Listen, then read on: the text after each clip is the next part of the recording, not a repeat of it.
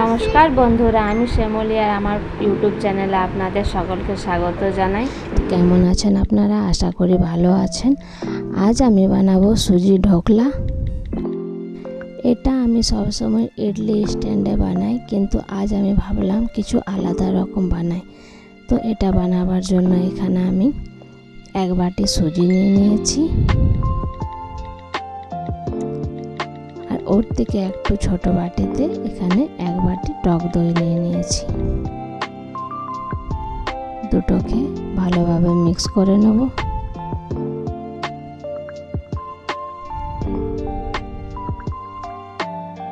Mix করার পরে যে বাটিতে দই নিয়েছিলাম ওতে জল দিয়ে আর একটু একটু জল দিয়ে ব্যাটারটা ভালো করে বানিয়ে নেব।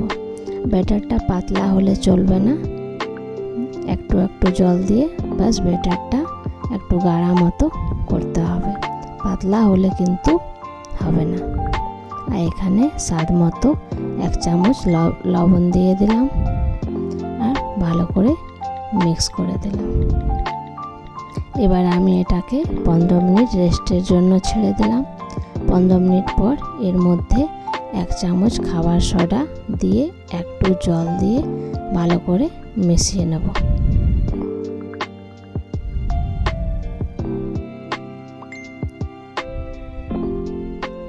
ব্যাটারটা দেখছেন কি সুন্দর ঘন হয়ে গেছে। এবার একটা থালা নিয়ে ওর মধ্যে 1 চামচ রিফাইন তেল দিয়ে ভালো করে থালাটার মধ্যে লাগিয়ে দেব। তারপরে ওর মধ্যে ব্যাটারটা ভালো করে দিয়ে দেব।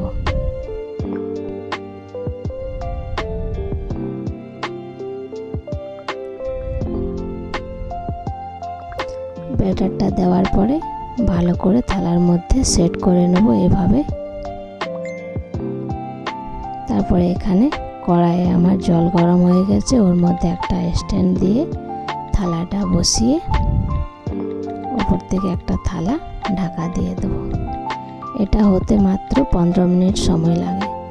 15 মিনিট হয়ে গেছে আর এই দেখুন ইডলি একদম খুব সুন্দর ফুলে উঠে গেছে আর হয়ে গেছে। মাত্র 15 মিনিট সময় লাগলো ইডলিতে ছকা দেওয়ার জন্য।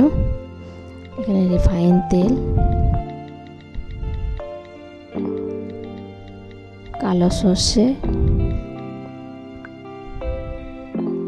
কতগুলো কাঁচা লঙ্কা আর কারি পাতা দিয়ে দেবো।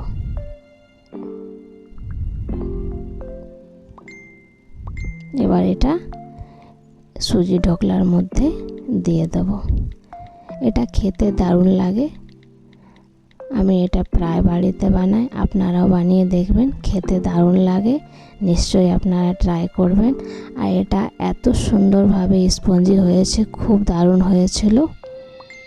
দেখুন কত স্পঞ্জি হয়েছে। আপনারাও বাড়িতে বানিয়ে খাবেন।